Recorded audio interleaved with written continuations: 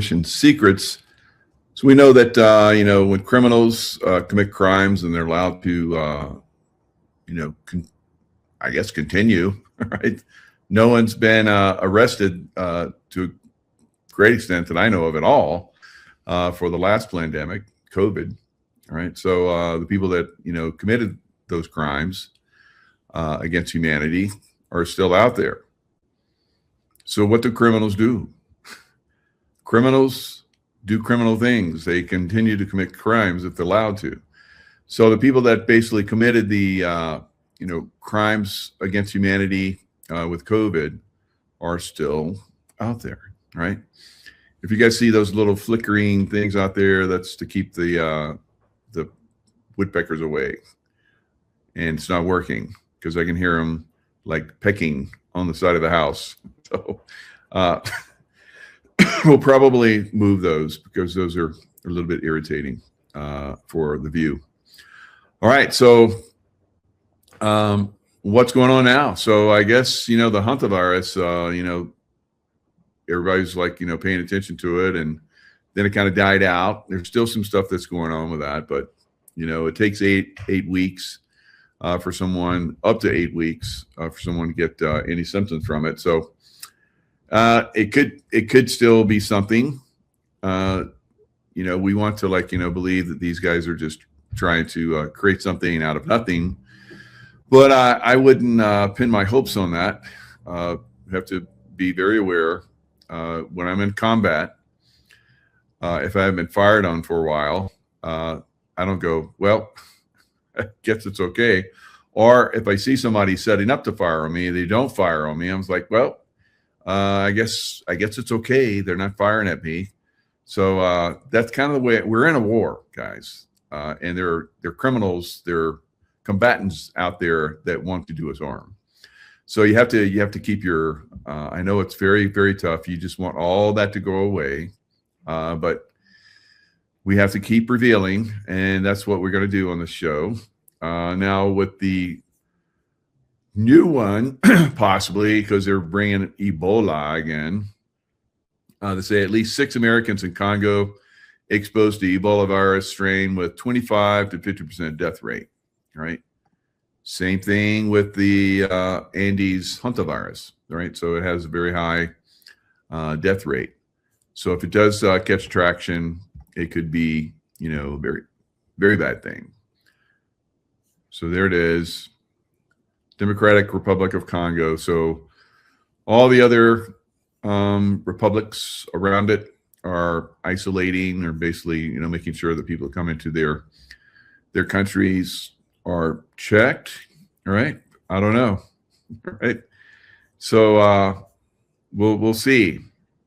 Now we've had the Ebola scare quite a bit. So I'm just kind of like, yeah, we'll keep an eye on that, but I'm not going to, lose any sleep over it at this point.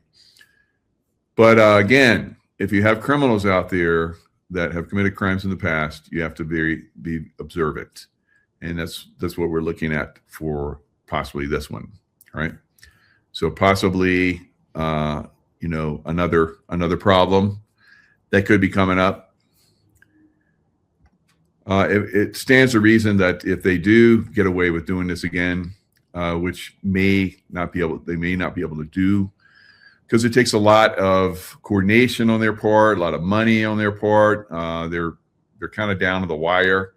They don't have the time to do a lot of this stuff anymore. And I think that, see if I can block that shimmery light. So if use my head for something else, all right, than just thinking. So it is definitely moving in a direction where they want it to go, but will they be able to pull it off? That remains to be seen. Because again, they can do their little ceremonies, because we've talked about how they were basically doing ceremonies for this hantavirus. They've done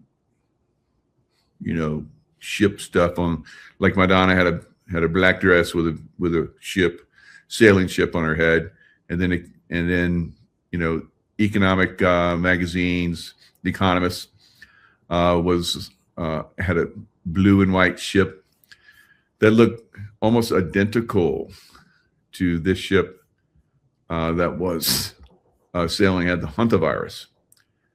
So just like that one, all right? Look just like that, all right? Now, this ship now is in port. So is the hantavirus in the U.S.? Map shows states where passengers have returned home. So they're saying now that it's not. No one has it here in the United States. Let's listen. This morning, in the wake of that deadly cruise ship outbreak, signs of hope here at home, with the CDC now saying there are no known cases of hantavirus in the United States. The announcement tied to new testing at the University of Nebraska Medical Center, where health officials say Oregon physician Dr. Stephen Kornfeld has tested negative for hantavirus 3 times since first isolating here Monday and has remained asymptomatic. This after they said one of his 2 tests taken on board the ship came back positive. That initial test that he had was likely a false positive. Citing results from an... Oh, give us a scare. And, oh, no, it's a false positive. Kind of like, with COVID, where people would, want to get a test and they'd be standing in line. They're like, screw it. They'd signed up for it. So they go home and then they get a notice that they tested positive for COVID-19. They're like, but I didn't even test. Right? So, we're gonna probably see some of this stuff, come out. I don't know. We have to be, again. We just have to be observant. Is Ebola? They'd scare us enough with the hantavirus, so they're gonna try and scare us with the Ebola. All right, so they're criminals. They're loose out there. They need to be taken to prison, and maybe even have neckties and all kind of stuff. At some point, if this doesn't happen, then there's going to be vigilanteism that's going to start to happen, right? Because we're getting a lot of exposure to this now once again, and a lot of us are really friggin' pissed off about this, right? And the longer we let them spin this wheel, they could just like dump some crappy stuff on us, and say, screw it. We're not going to like plan it out. We're just going to just dump it and just see how many people die, right? Going CDC assessment, doctors adding, he does not have antibodies to hantavirus, which means he was likely not ever exposed or ill with hantavirus. Dr. Kornfeld was being treated as the lone American case of hantavirus, spending days in this Omaha facility's highly restrictive biocontainment unit. Doctors say he's now moved into a quarantine unit like 15 of his fellow passengers. My heart rate is going up really quickly. Among them, Jake Rosemarin, who's been documenting life in isolation. No symptoms, 98.6. Between exposed passengers on the cruise ship and people who came into contact with them, the CDC says they're monitoring 41 people across at least 16 states. Roughly half, they say, are isolating at home. The rest under observation at hospitals in Omaha, Atlanta, and Kansas City. Health officials in Canada also sounding alarms, saying they're monitoring 36 Canadians, including 4 cruise ship passengers now isolated in prearranged lodging. So far, they say, none are showing symptoms. Globally, 10 hantavirus cases and 3 deaths have been tied to this outbreak. Health officials here at home working around the clock to contain the spread. Now, amid all of this, doctors here stressing anyone exposed to hantavirus, no matter how they're testing now, could still test positive later on. And because of that, the CDC says they're still, their words, really encouraging all the passengers quarantining here to stay through the virus's full 6-week incubation period. Laura. All right, Maggie, we'll see. All righty then. 6 weeks, 8 weeks, whatever. All right. So they just said 6 weeks. But they've said eight weeks in other statements. So which is it, right? Which is it? And so when they start to throw in differing stuff like that, guys, is disinformation. All right, so you have to watch for that. It's like me being in a combat zone. All right, I'm like, okay, everybody is like vacant from the streets, and they're always there during this time frame. So I'm not going to go down the street. All right, and then somebody else goes down that street and they get blown up. So that's what we're looking at right now. They want to blow us up. We're watching. We're getting wise to their machinations, little Machiavelli bastardos. But at some point, we're gonna take over. We're gonna take these guys out. But until that time, until we get the public and enough outrage, we're not gonna see it. We're not gonna see it. We need enough people, informed, and getting involved. All right, so there are people that, like myself, you guys know that for a very long time, all the way back before the pandemic hit, I was hitting this. I was hitting this hard. I was talking about this. So I've been on the forefront of this. So because of all my experience in the SEAL teams, because we're always looking out for bioweapons, that was one of the things, weapons of mass destruction. I trained heavily in that my whole career, 24 years in the military. And then when I was in the CIA, same thing. So for 35 years, I trained, and sometimes at very, very high levels of, gathering knowledge and information on this stuff. So it is, if it does leak, it can become very, very problematic, just like we saw with, the COVID-19 that was leaked on purpose from the biolab in Wuhan into the wet market, and they blamed it on bats. All right.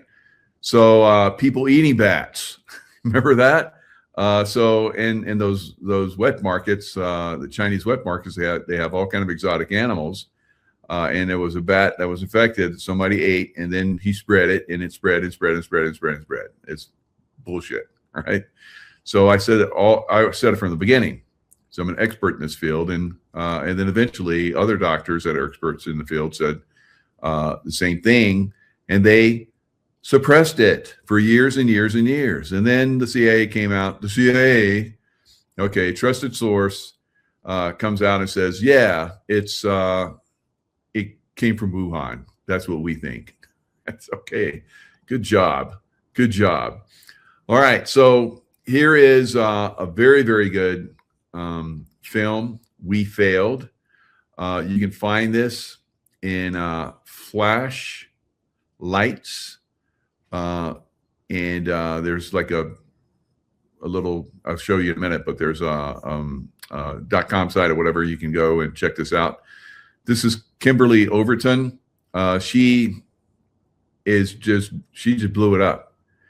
She's one of the first ones to talk on a really, really good high level about the how they're basically murdering, her words, murdering people in hospitals, hundreds, just in her hospital over the 18 months that she worked in ICU, right? 30-year nurse, really, really good soul. We're going to have her on the show soon, and we'll go into detail about it. But the information is coming out. So as the information comes out, more people become informed. Then we can start to push back, and then we can start to hold people accountable.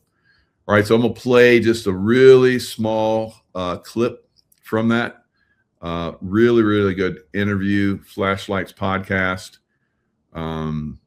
It's flashlightsproductions.substack.com. So I signed up to it quite a while ago, and they have some really good insights. The one guy that was a major in the Army or in the Air Force, and then he got out, he was working as a contractor, and the base that he was working at was pushing the COVID, and he stand out front of the gate, was like, don't get the shot, like with a sign. So eventually he got him out. So you got to get out of here. And so he lost his job, and so now he's exposing where the caretakers and so forth are when they do they clean the body, get it ready for burial. When they drain the body, they have all the white clots. So he's getting the undertakers have testimonials about that. Incredible stuff from the vaccination. So even before the vaccination, we're having, they're purposefully killing people on a massive scale. And you might remember like watching CNN or some of the other news agencies where they have the ticker, how many people are dead or dying, whatever it was. It was to get that fear, the trauma out there. And so we're wise to them now. We know that fear is one of the methods that they use to kill you. All right. So if you go into a situation and this woman basically talks about it, and she says she talks about how people that were very spiritual and were like, no, I'm not going to die. Even though I can hear you, even though I'm in a coma, I can still hear what you guys are talking about. I'm not dying. All right. She had an interview with one guy that was in a coma for 70 days. And when you're in a coma for, a certain period of time, you're supposed to start losing limbs and organs and all kind of stuff. He finally woke up because one woman that was, I guess, a therapist for breathing and so forth, came in. She's like, guys, come on, let me try. And they're like, he's going to die. So she finally convinced them to let her try and work on this guy. And she worked on him. He came back. All right. So this is another thing that's a problem in these hospitals, because they have, set things that they do. And they were given set things to do for COVID, which was basically killing everybody and killing everybody that went in the hospital. You went in the hospital, you're going to die. Right. She says hundreds of people that were there when she was there, only 2 survived. Right. And that's one of them. So that's one of the things that we have to be aware of. They have set procedures that they go by, and for the most part, these procedures are not in our best interest. And that's what she says. She's a 30-year nurse, and she talks about it. We know that. We don't go in the hospital unless it's like, you got a broken bone or something. Otherwise, you shouldn't be going to the hospital. You should be getting your work done elsewhere.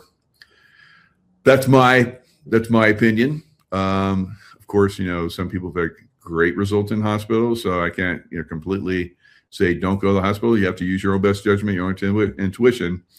But we're learning that there are some serious problems out there in these hospitals, and there needs to be some stuff that's done in those hospitals to stop that. All right.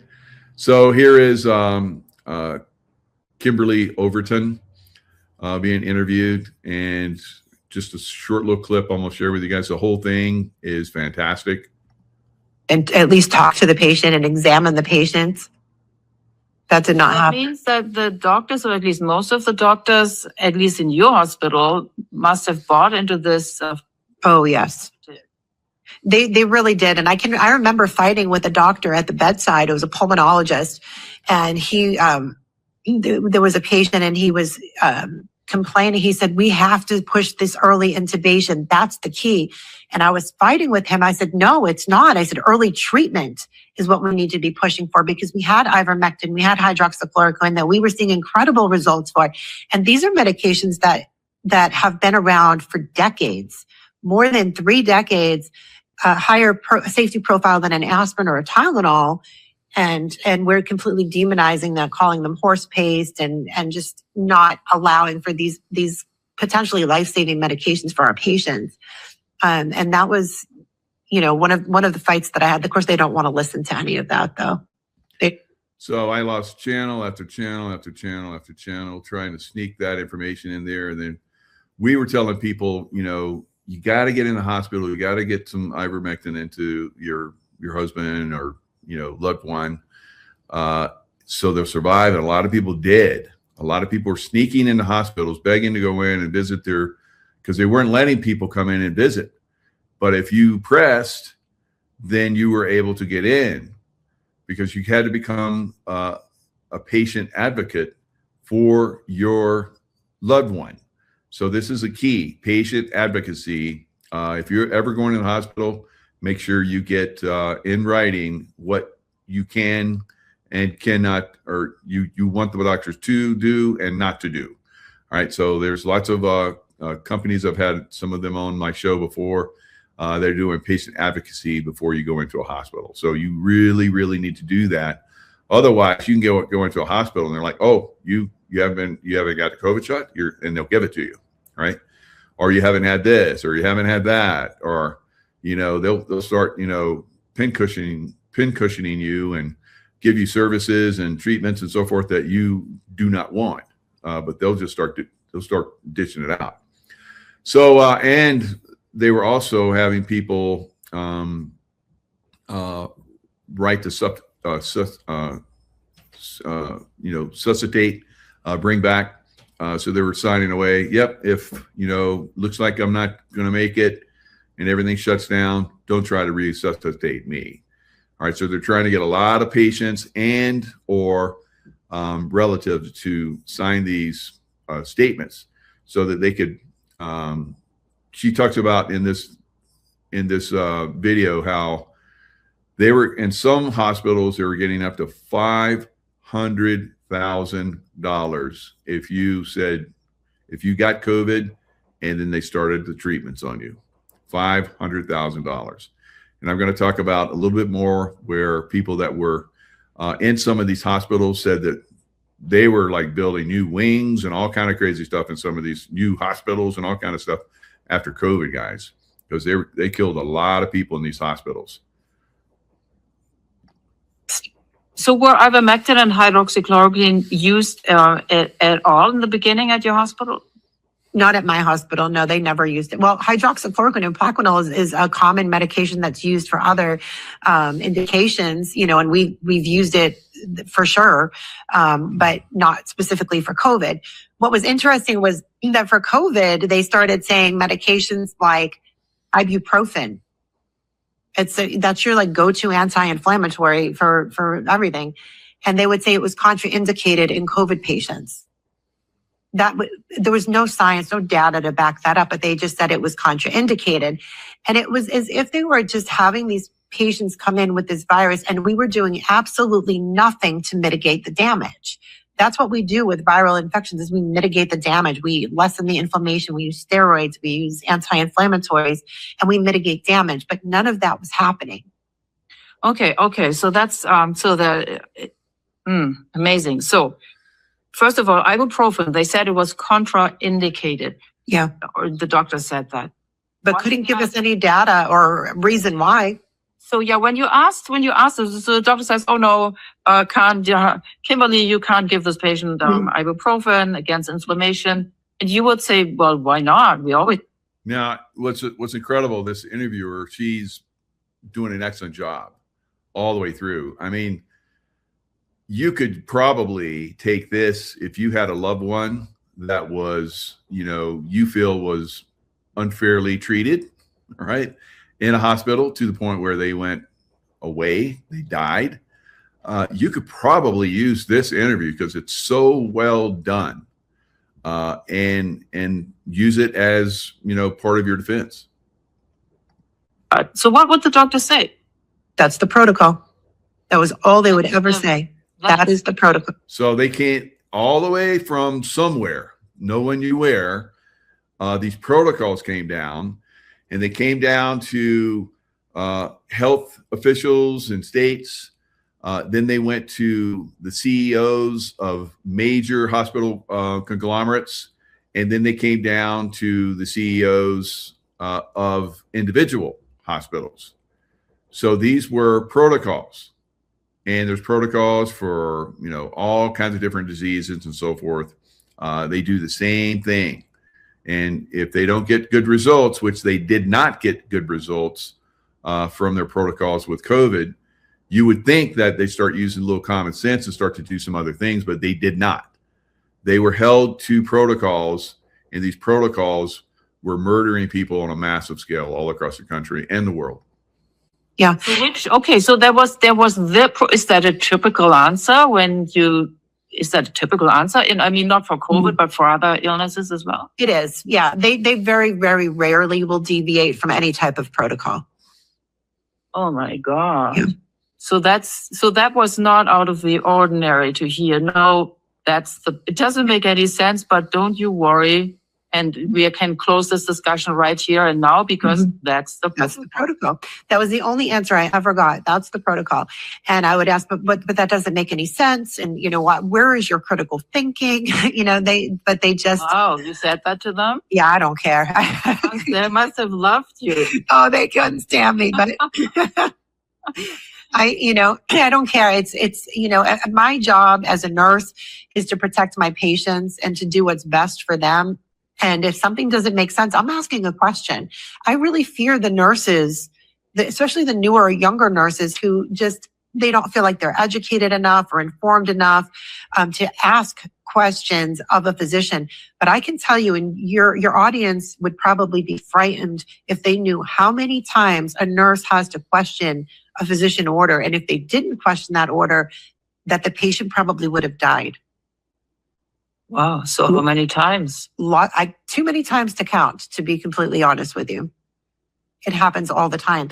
And, that's why I say, so somebody told me early on in the, when I was coming out and speaking out publicly about it, when I was asking questions, they said, well, you're really conceited to think you know more than a doctor. And I said, well, long live the conceited nurses because you might just live longer because of them. So when you said, all right, so that's a little piece of that, guys. It's pretty amazing interview. So we're gonna have Kimberly come on our show, Kimberly Overton coming on our show, and we'll go deeper into some of these. And if you're interested in asking some questions, you can send them to us, whatever. So now, I got sent this because I was talking about this in another show. And this is what a gentleman sent me. I worked with a man for 3 weeks in October 2025. He is a 25-year-old employee with Cedars-Sinai in Los Angeles, California. As one of their top maintenance personnel, he has access to almost every space in that hospital complex. You should look it up. I'll show a picture of this complex. It's tremendous, right? Per his testimony, they were killing, murdering, and so this is coming from a maintenance guy. So you have the nurse telling you they're murdering. Here comes from another guy that's just a maintenance guy, going around cleaning up, and he's like, watching how they're murdering patients. And he says for each patient murdered, the hospital received $40,000 cash above and beyond the normal hospital billings. He also testified they killed so many people at the height of COVID, they had to store the bodies in temporary mobile freezers or tractor trailers. Allegedly, Cedars-Sinai made so much money, they doubled the size of their main hospital complex, whatever that means. And I got a picture and an article where they indeed did double. All right. I think they have 15 to 20 hospitals in the LA metro area. So this is just LA. This is just one hospital. They have hundreds, and they killed hundreds and hundreds of people during COVID, guys, in each one of these hospitals. And that's why that death count was going up. And that's why so many people ran to get their vaccinations, which killed even more. All right, what I found most interesting, however, was that all the Latino maintenance, nurses, and support staff made an agreement to never go to that hospital if they ever check out again. You can check out anytime you like, but you can never leave, right? They knew they would be dead. there is a massive emerging natural health care market in Southern California, and that's where they go, right? So this is a problem. If we have another Plandemic, guys, we'll probably see much more massive die-off in these hospitals because they know how to do it. They know how to do it and get away with it. They haven't been held accountable. So if they come out with another Plandemic, the death numbers are absolutely going to be higher. Absolutely going to be higher. No question. All right, so I see a lot of you guys, every time I do one of these shows, everybody comes into the chat and posts their losses. It's staggering how many people have lost loved ones during that time frame. Okay, so Cedars-Sinai, let me pull this up so you guys can see. So Cedars-Sinai has expanded its footprint by acquiring the Beverly Connection Shopping Center for $270 million. How many bodies was that? How many bodies was that? Which will support future healthcare delivery and so forth. Let's see if we can get the picture of it.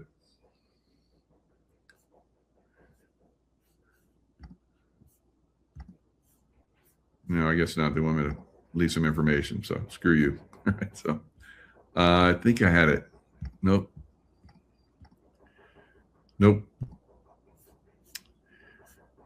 So anyway, there's an expansion of it. I had a picture of it, but I don't see it now. So let's just go look at maybe one of them. So as you guys can see, so they have like 20 of them, 20 of these massive structures all over, and growing with Los Angeles. You guys have helped us, grow because we've been able to kill a bunch of you and make a lot of money on you. So that's kind of where our health system is. It's a death care system. Very sad. Of course, not always, not all of them. Maybe some of those hospitals, like you saw that good nurse, she was saying that there were some brave doctors that bucked the system and prescribed ivermectin, and their patients lived. But those are rare. So if you went to a clinic or something like that where you knew the doctor subscribed that or had other alternative treatments, a lot of people had a good chance of living. I interviewed many of those people that own those clinics, doctors that own those clinics. One of them in Texas. And everyone that came to her clinic survived. Everyone. And she said she did thousands of people. All right. So, we're going to have to really look at, the way we do healthcare, guys. This murder system has to be stopped, has to be exposed, and we have to stop it. Okay. So Colorado, as we know, is a problem state, right? Say it lightly. David Wilcock, recent death in Boulder, Colorado. We have Tina Peters being held illegally, on many levels illegally, because Trump has pardoned her. The first time in history that a president has pardoned someone and the state has refused to release that person that's been pardoned. And we also have that state, making this really, really wacky airport, Denver airport, that looks like something out of Apocalypse, right? Future Apocalypse.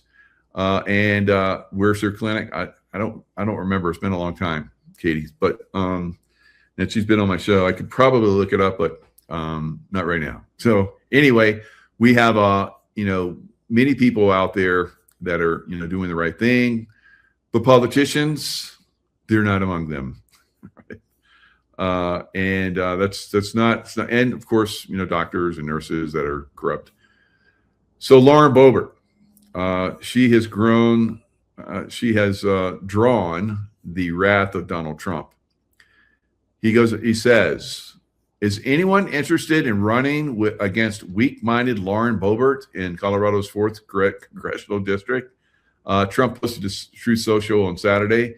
Even though I long endorsed Boebert 4 terms, if the right person came along, it would be my honor to withdraw that endorsement and endorse a good and proper alternative. Just let me know or announce your candidacy, and I will be there for you. All right.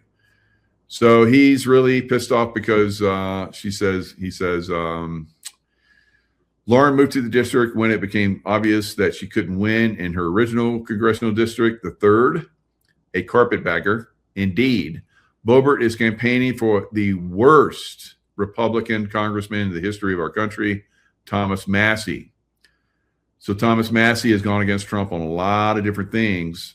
And so he's probably not going to get reelected because Trump has really come down hard on him.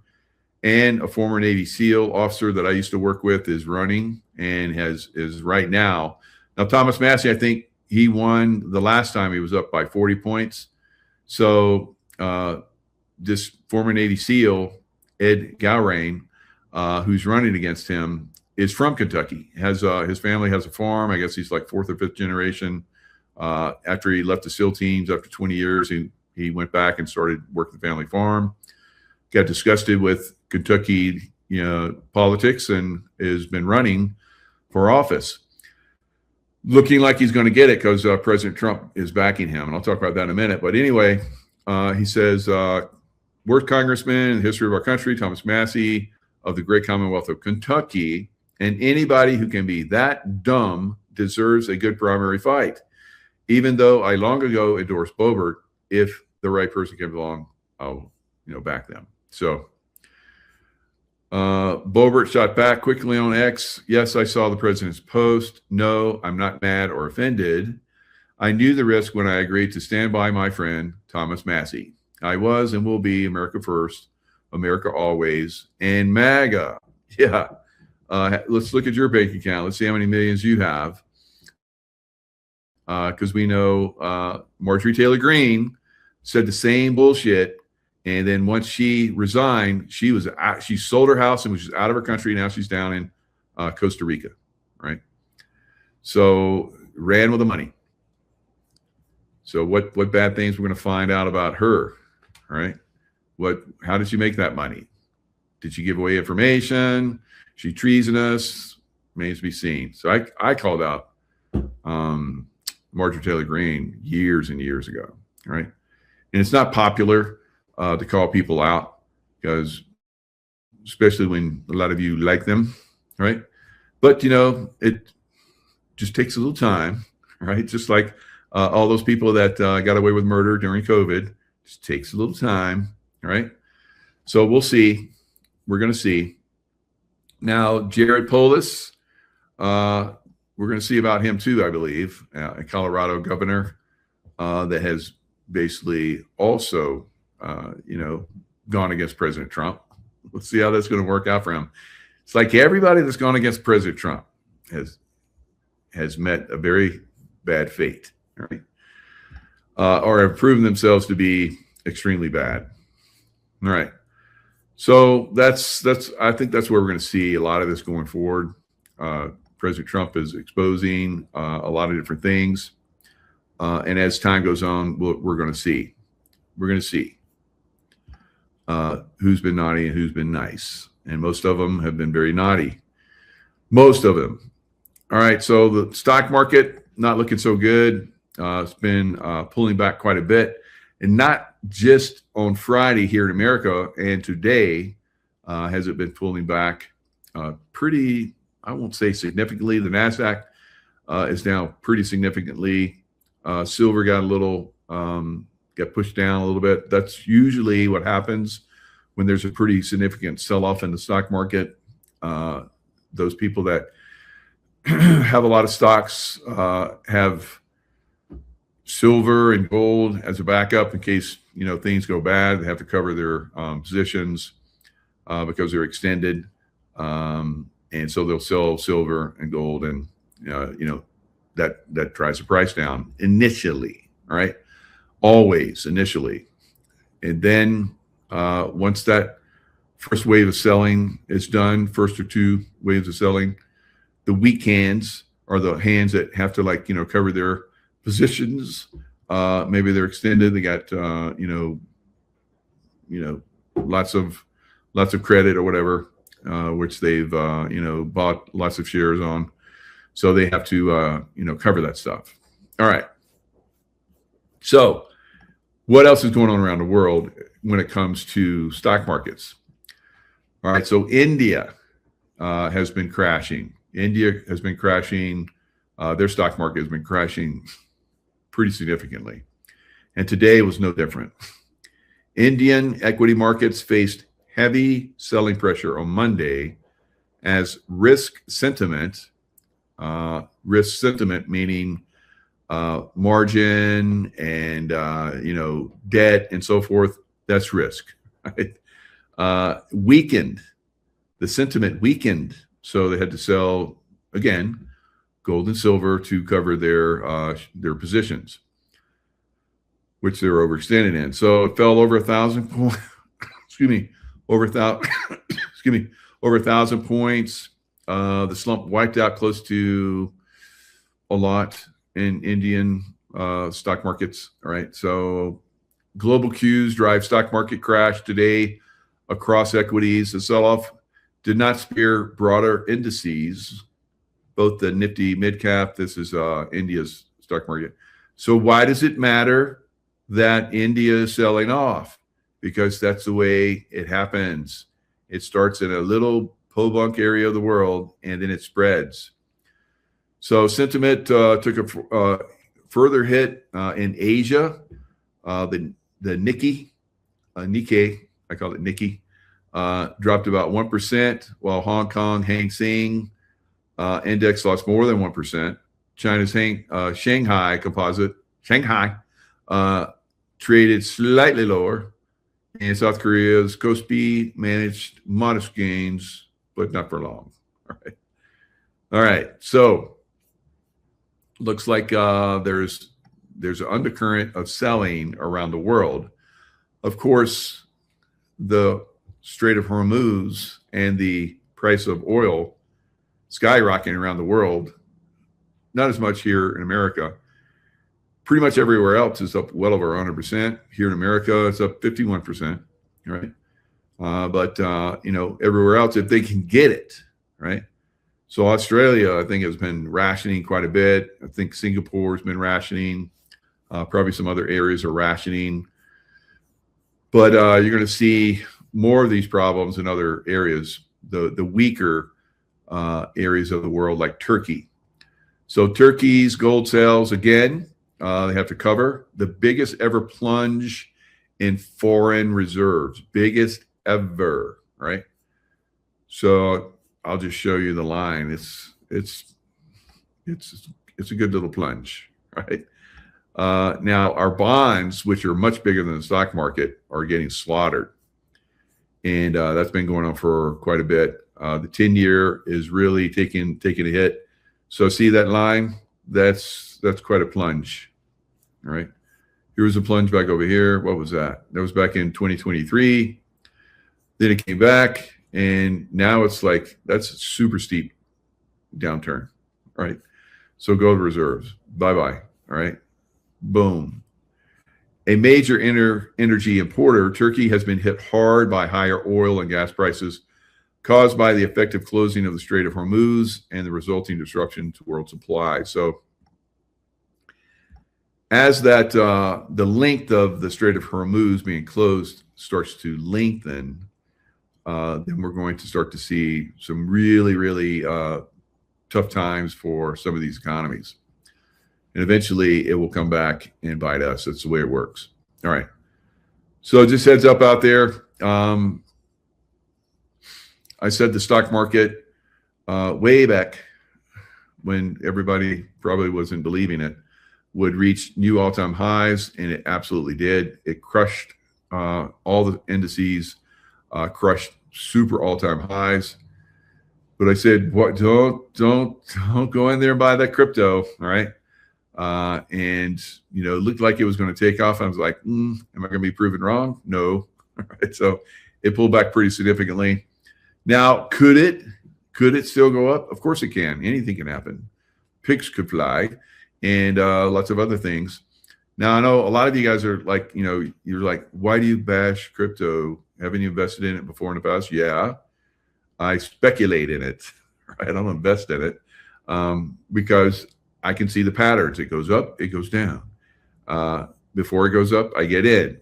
As it reaches the top, I get out. And as it crashes, I go, okay, I knew that was coming. I try to tell you, but some of you are hard-headed. And I'm not perfect in all of my investments, so you have to use your own investment strategies and so forth. I can't tell you on the day, the minute, the time, the exact time that I'm doing my trades, because you don't pay me for that, and I don't want to be paid for that because that brings a lot of risk and time. I have only so much time in my life. My time is dedicated to informing humanity of these evil bastardos, so we can get rid of them. All right, and try and help some of you have enough income to stay alive, right? And fight the good fight with me and others that are taking down the deep state. All right, so let's look at just in RNC Chair Joe Grutters announces 130 lawsuits across 32 states to block demon rats from cheating in the elections. Now, you guys know that I've said that Democrats are going to go bye-bye, right? And you're like, when, Mike, when? And so I don't know when, but they will go bye-bye. And you're like, well, you've been saying it. I don't believe it. All right, that's fine. Just like those people are going to get locked up. You're just like, you've been saying it for a long time and I don't see it, whatever. All right, so just keep watching, right? Just pay attention. Pay attention. When it comes, you can say you were right. You won't say you're right. None of you guys that are bash me will say ever. And I've been doing this all the way back in the 9/11. You never say I'm right. All the stuff. Because you're just bashers. You're just trolling bashers, right? But some of you doubt. And that's okay too. You need to question everything, right? But sometimes when I say something, you're like, I was thinking the same thing. That's good, right? That's good. All right, but still, you have to be very observant because things can change on a dime, all right? So the election looks like it's going to go red wave, finally, all right? Massive, not just a red wave, but a tsunami, right? And the Democrats aren't going to like that. But who cares? Who cares? All right. Now, there's other people that have been saying that Democrats are going away too, right? I'm not the only one. I've heard from a lot of people. Cliff High were like in just complete perfect unity on COVID, when it was coming, how bad it would be, and so forth. So he looks at basically he uses a program, and he's taught this a lot. And I guess he became very successful, where he would look at the, I don't know, algorithms or, where everybody was, talking in the internet and so forth, internet chatter. And from that, he could determine future, right? And, he's got great stories of how that happened, how he learned about that. Very, very insightful, very amazing. Kind of the way I tap into stuff as well. So when you tap into it, now these are strong future timelines and then weaker timelines. The weaker timelines can eventually, if enough attention is put on them, can surpass the prominent timelines. So there's multiple timelines, up to 13 different timelines from what I've heard from other people that are very well informed in this subject, right? And I agree with that to a great extent. So prominent down to, very slight chance.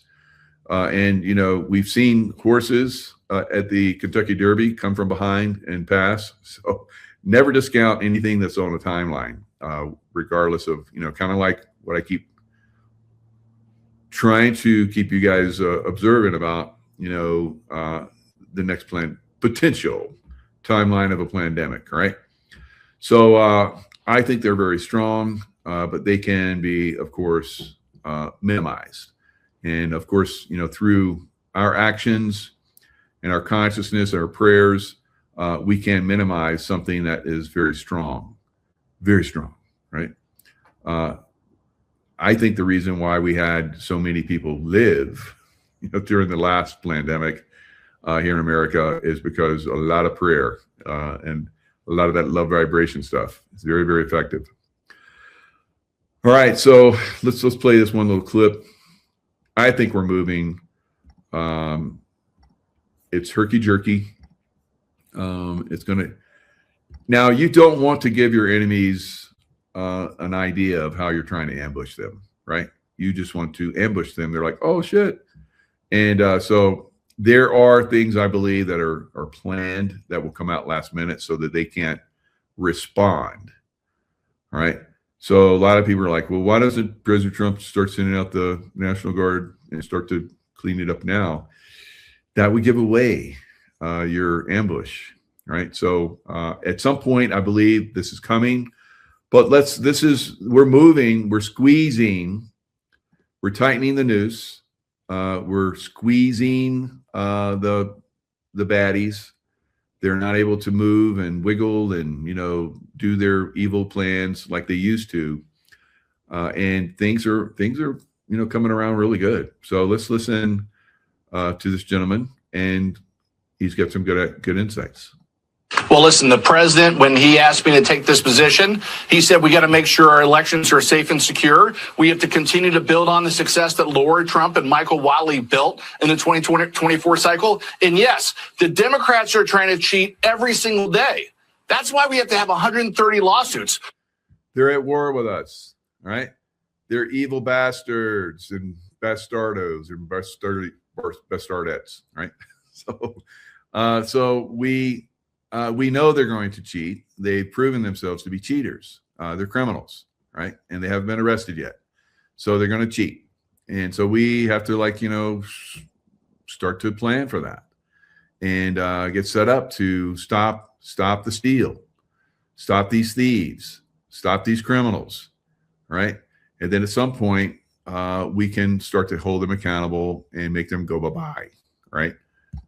We're bringing the hammer wherever we can. 32 states where we have lawsuits because the Democrats are trying to cheat every single day. It doesn't matter if it's redistricting. It doesn't matter if what they've done is they've allowed tens of millions of illegals to come across our border, and they're trying to figure out ways to get them to vote. And that's why we're always after making sure we have integrity in the system, that we can have confidence in the democracy, and we're putting people in place. We already hired staff in 17 states, but we're going to continue our strong litigation effort to make sure we beat back these Democrats and their efforts that have been ongoing for decades in terms of trying to steal elections. Boom. All right. So it's known. It's a given that Democrats steal elections, right? Do Republicans sometimes steal elections? Probably. Yes, I believe they do, right?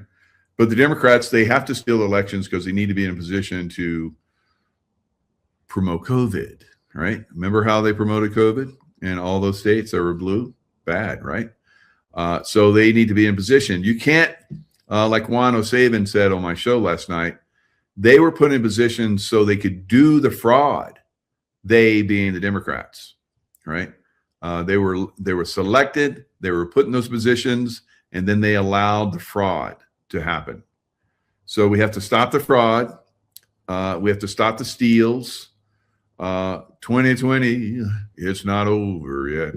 And so we have to continually, push back on people that are pushing on us. There's enough of that. We're not Mr. or Mrs. Nice Guy anymore.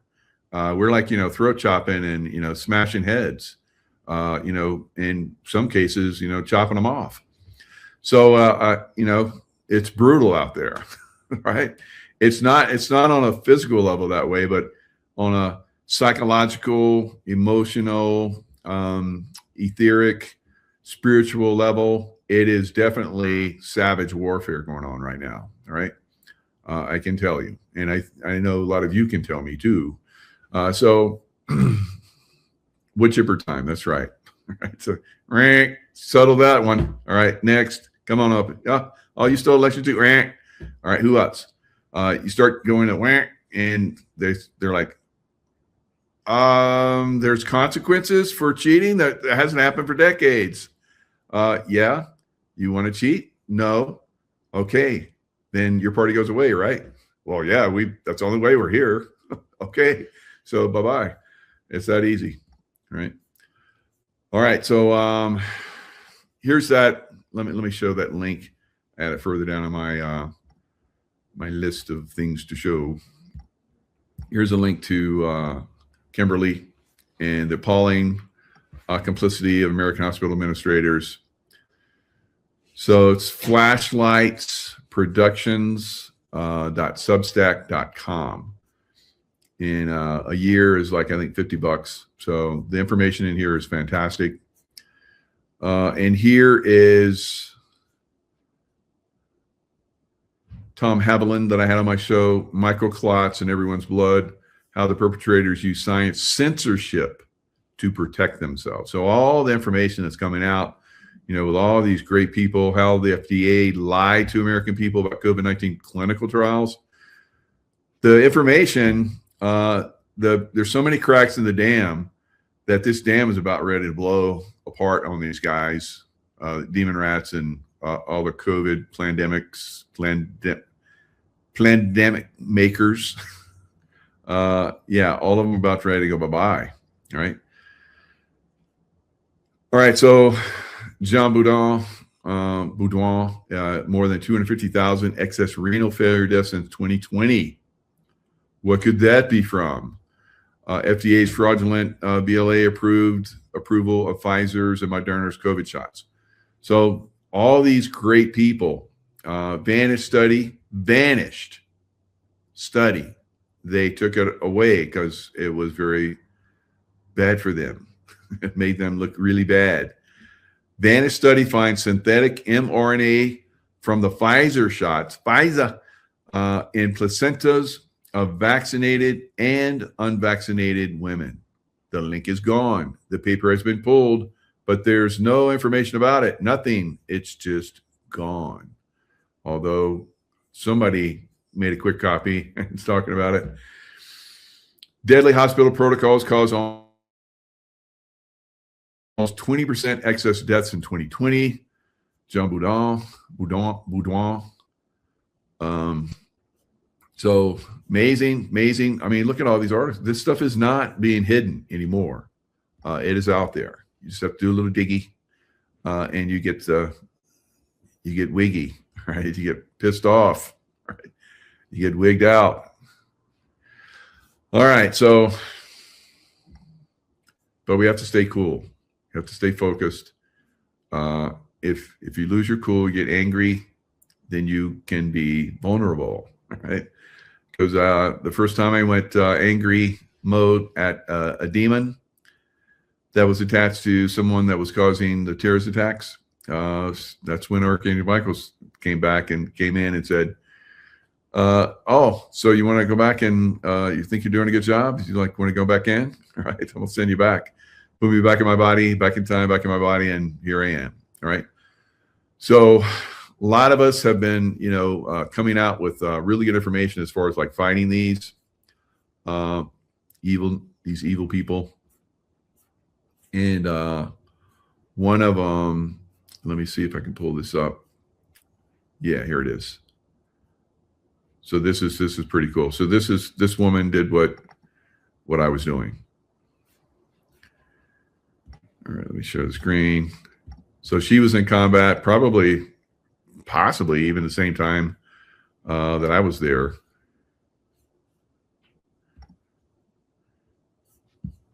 Not that one. This one.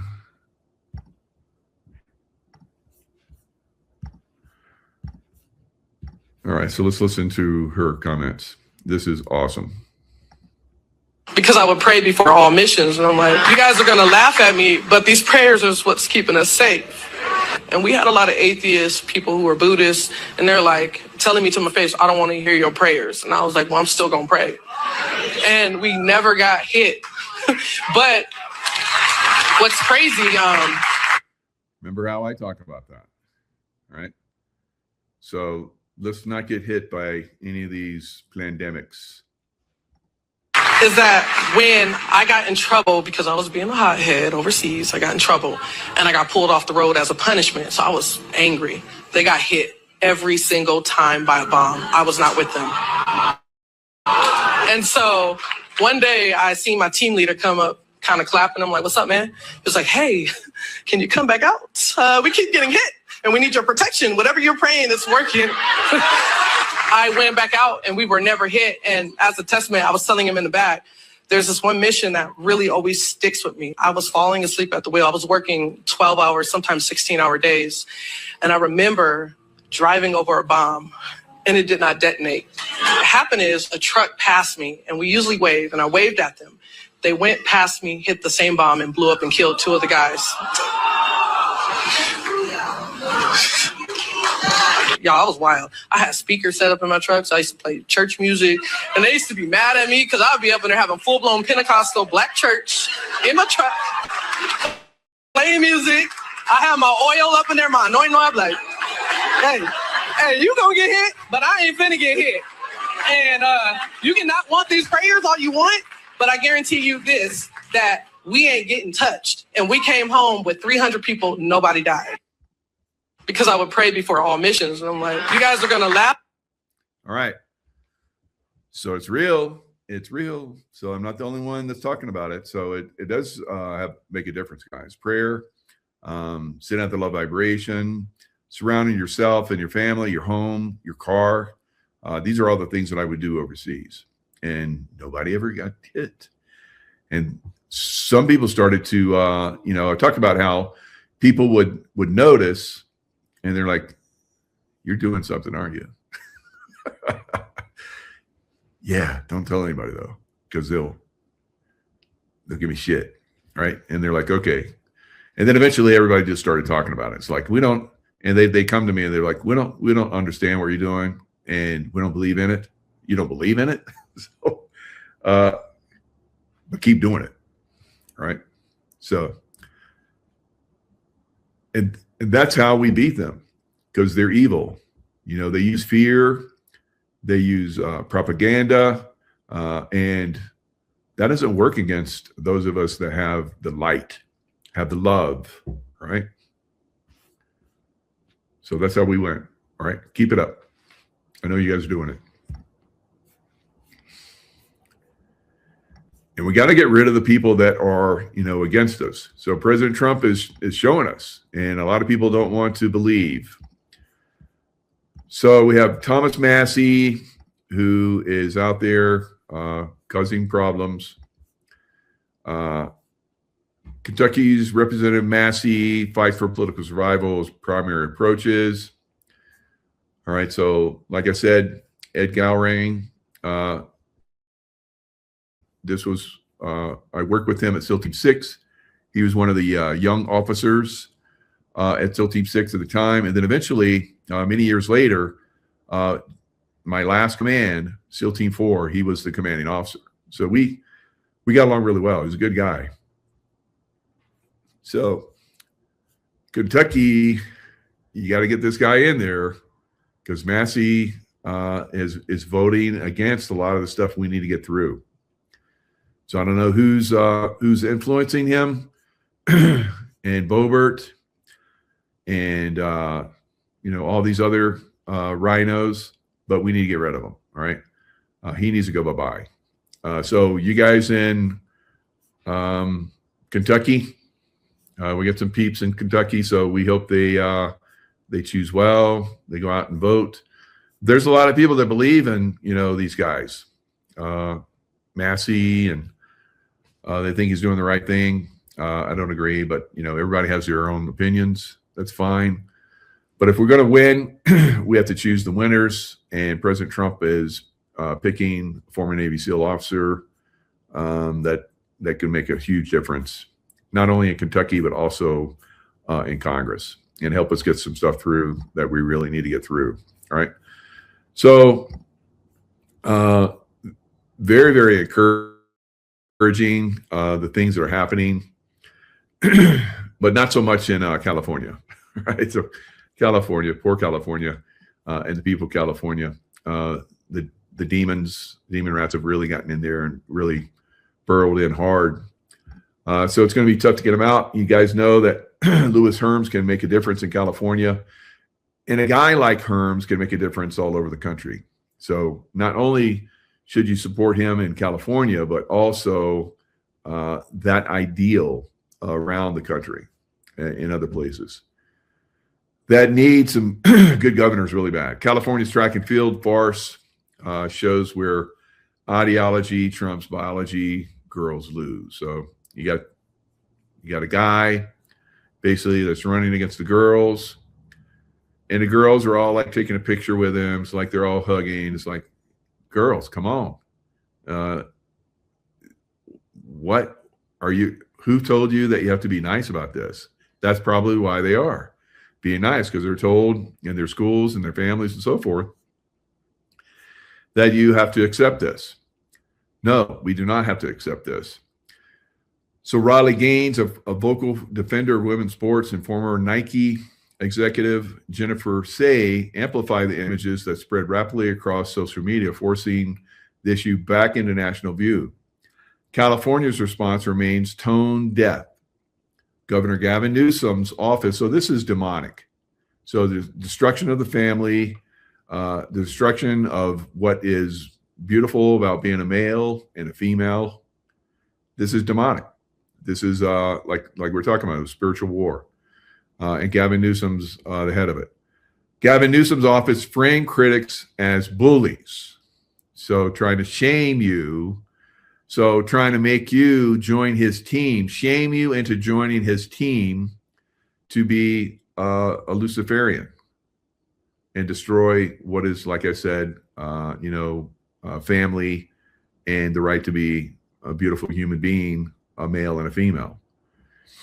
Right. So fairness, dignity, and respect for all kids, yet the dignity of female athletes, those who train, competed, and lost podium spots to biology, receive scant mention because it's part of the destruction that we're talking about, that demon rats are all about. State law since 2013 has prioritized gender identity over sex, a policy signed by then Governor Jerry Brown and defended despite federal pushback. President Trump's administration previously sued under Title IX, and the underlying tensions persist. So again, President Trump trying to do the right thing, and inspired by God, and trying to take down the demonic realm, the Democrat Party, Demon Rat Party, and so forth. So it is a spiritual battle, right? But you can be, like you just saw me, be touched very deeply, and it's beautiful, right? You see beautiful things like that woman, and like I've done, and like many of you have been doing. So prayer, the love, the strongest energy in the universe, God energy. So demons don't like that energy. I can tell you from experience, right? It's very effective. So use it. That's right, Mary. That's because you have a pure heart. That's because you guys have pure hearts, right? That you're effective at what you do in life, all right? So have that pure heart, focus that energy, focus that thoughts into, more positive outcomes, and we're going to have it, all right? The energy is increasing. Those that are going crazy can't stand this new energy we're creating, and that's okay. They're just going to vibrate out in one way or another, right? Just like I do when I focus that love energy on a demonic that is, impacting someone like Osama bin Laden, Hillary Clinton, Joe Biden, Kamala Harris, all gone, Their demons are gone, and those entities are gone, right? So Gavin Newsom, I don't know how much longer he's got, but his days are numbered, right? All right, guys, lots of love. Stay in the love vibration, and we win this war. The spiritual battle is ongoing. It's going to take a little aggressiveness, but you can be aggressive with the love, right? Send it out more than you would normally. That's being aggressive with it. Right? It's the most effective force in the universe, and the more you use it, the more effective you become. The more effective we as humanity become to defeat this evil that's trying to completely take over our lives and destroy us. It's amazing. Unbelievable. All right. We'll see you guys next time.